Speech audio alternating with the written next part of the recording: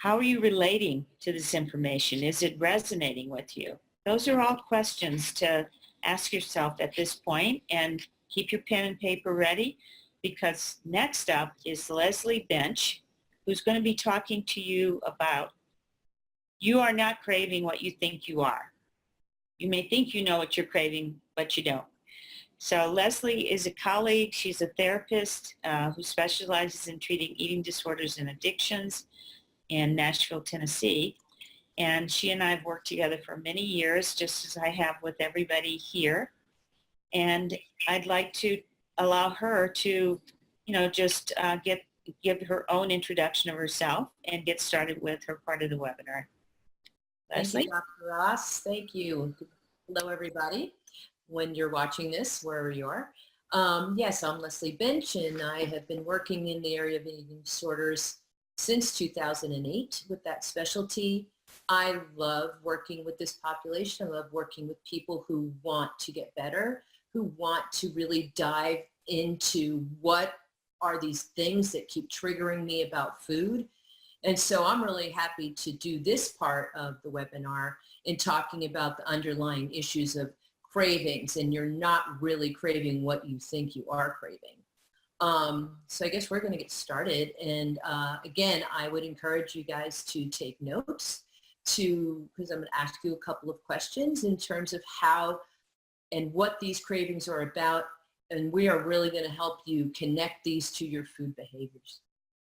Thank you, Dr. Ross. And as you said, I am a therapist in Nashville, Tennessee, and I have been working with people in recovery for eating disorders since 2008. It really is important for me to see clients and help you get to underlying issues of what these cravings are about. So many people, and maybe you, have no idea why these food behaviors keep coming up, and you think the craving is about the food, but right now I'm going to be talking about what it could be. And to give you some insight and understanding about how to distinguish these cravings for other areas in your life that may not be getting fulfilled, and how you then use food to cover that up. Okay, so this slide we're going to talk about and hopefully get you in touch with some of these areas in your life. I'm going to talk about several of these and see if this cues up information that you might say, hey, wow, this is where I'm struggling. This is an obstacle in my life. So I'm going to begin with exercise. So this might be an area in your life where you're wanting to exercise and then you put yourself down, or I can't get to it, or there's not enough time. So what happens is this pressure builds. So when this pressure builds, you then become kind of adverse, and it brings up an obstacle to the exercise. And then what do you do with that pressure? That maybe for you could create a craving. Maybe that's when you might run to food. I don't know. We're going to talk about a couple of other ones. Let's talk about emotional ones, because I think maybe this is a big one for you. Sometimes, maybe in your childhood, maybe what's going on in your life right now, you don't get a chance to be connected to your emotions, which means you feel out of control with these emotions. They're too big. They're too much. I don't want to deal with them. And what happens when that happens, maybe what you do is you could pick up some food to maybe dial down this emotional flooding. Another way emotions can play into food, and there's a lot, but let me just talk about this other way that I see, and then maybe this is you, is that I'm feeling really numb. I have no idea what I'm feeling. I'm checked out. I feel like I'm not really even here. And then maybe you pick up food as a way of just connecting, as a way of feeling something in your body, something happening. And it's because you're out of touch with your emotions. The other, let's talk about occupational, because maybe for you, there's a lot of pressures at work. So you go during the day, and you don't have time to maybe eat properly. Maybe you're worried and stressed about your job and all of the things you have to juggle. And maybe that candy drawer in your desk, that may be a really good way of just going, oh, let me take a break. One other one I think I might want to talk about is social. The social aspect, what's going on in your life? Maybe this kind of ties into what we said before, the things that you love to do that maybe are not available to you. What does that mean when you can't do them, and how does that affect food? Does that start a cycle for you in that point when, hey, I really am kind of lonely and wish I had my friends? Maybe that's when you turn to food for comfort. So just some ideas. Think about what that is for you, because we've talked about several right now. Maybe some of these are really resonating as these are the trigger points for me to start eating. So I want to go into maybe, again, this is how you can relate. Does this start a cycle? So I'm going to talk a little bit about this cycle. I call it the cycle of craving. And so the slide before, we were talking about what may trigger some of this hunger. It can be from any of those areas in the circle. But let's just say we're picking emotional hunger. Emotional hunger can trigger as a response to an event or a thought. So, wow, I'm having this judgment about myself. Maybe you're saying to yourself, I am just not good enough. And then that creates that emotion. Again, do I feel flooded or do I feel checked out? Then we talked about covering that emotional response up with food. So when we do that, sometimes that becomes painful in and of itself. Wow, I can't believe I did that again. What am I going to do? And when we don't have any tools, sometimes what we do is we cover it up with even more food. And then that creates another aspect of this cycle. So this is where it gets dicey. Maybe when you cover up with food for the minute or 2 or 10 or an hour, you feel that temporary relief and comfort. Can you relate to that? I know that I can. Feeling that temporary relief from comfort from food for that moment, yay, that feels good. But then if you continue not dealing with the underlying circles, this can then become a way of judging yourself after that. And let's look at that last piece. We experience that hangover in the form of judgment and criticism. Maybe we even feel shame. And when we get to that, that doesn't help us deal with what's in that circle. We just, again, start that cycle over. So when we are not dealing with those underlying emotional issues, occupational, social, etc., this becomes our food, relationship with food becomes a temporary fix and distraction over and over. When we eat our feelings, it seems almost impossible because when we get to that diet doesn't work because we've never really connected with what's in that, what's in our circle, what's happening for us in our lives, excuse me. Staying numb and distracted. You know what? We can stay numb and distracted with the dieting, the obsession. What am I going to eat? What's next on that plan? Counting the calories. I think those are all ways of staying numb and distracted. Can you think of ways that you stay numb and distracted? These, one of the things I really want to say in terms of not beating yourself up, because here's the thing. These behaviors are an attempt to solve a problem. And I think one of the things we're going to learn is how not to do that again.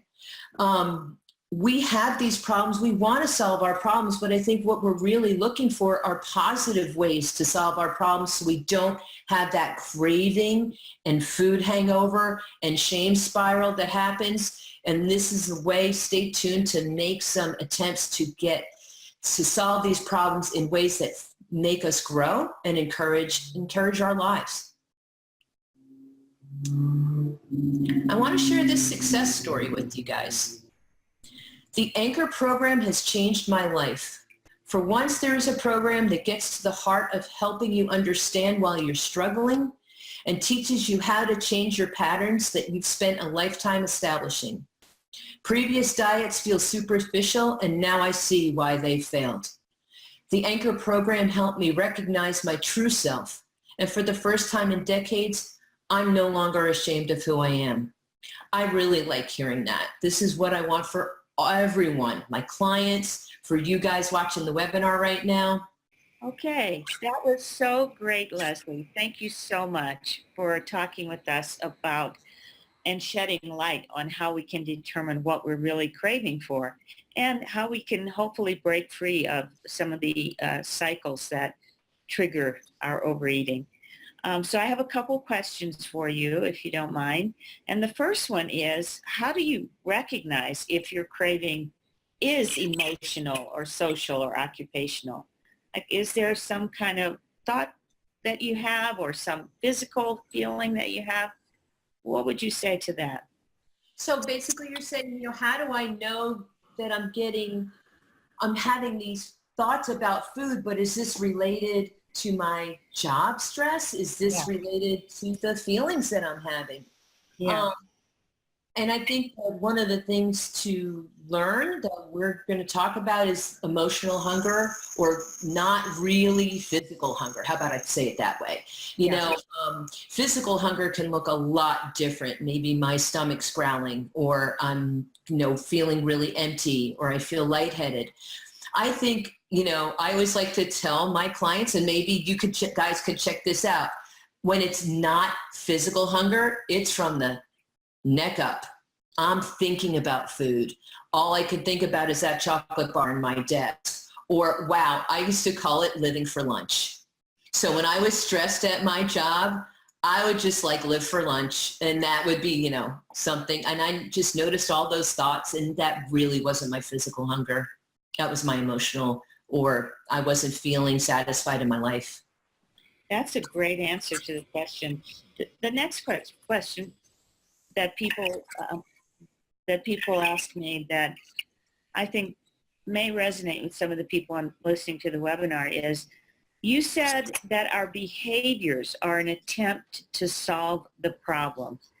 Can you break that down a little bit more clearly? So you're saying that when people overeat, they're solving a problem. What's the problem they're solving? Mm-hmm. So I think the problem they're trying to solve is how to regulate themselves. Okay. How do I feel, how can I not feel either, like I said, so flooded with emotion that, I can't do my next, I cry all day, or I'm just feeling so depressed. Or the other thing that maybe they're trying to solve again is that numbness. But the behavior is an attempt for us to feel better. So I think we all just want to feel comforted. We want to know how to build, I like to call, and a lot of people are talking about resiliency, to be able to weather life's problems, life's excitements, and joys, not always just the negative. Do you eat because things are great? So I think that, going back to just that behavior to solve the problem, I think we really are well-intentioned in what we want. It's just it's sometimes hard for us to get there. Okay. That's great. Thank you for those answers. So as we go into the next part of the webinar and welcome Crystal on, do you have any last minute thoughts or last minute wisdom you'd like to share with our listeners? I think I want to share a positive message that this can be done. Like, you can have a relationship with food and those circles in your life that feel balanced, that feel like I can solve those those problems with other ways other than using food. I think that sometimes people need support, and maybe you need support. And I think that's what we want to offer you, is the support and the ideas and tools and skills to get where you really want to be. Thank you so much, Leslie. So before we go over to Crystal, I just want everyone to check in again with themselves. What are you feeling?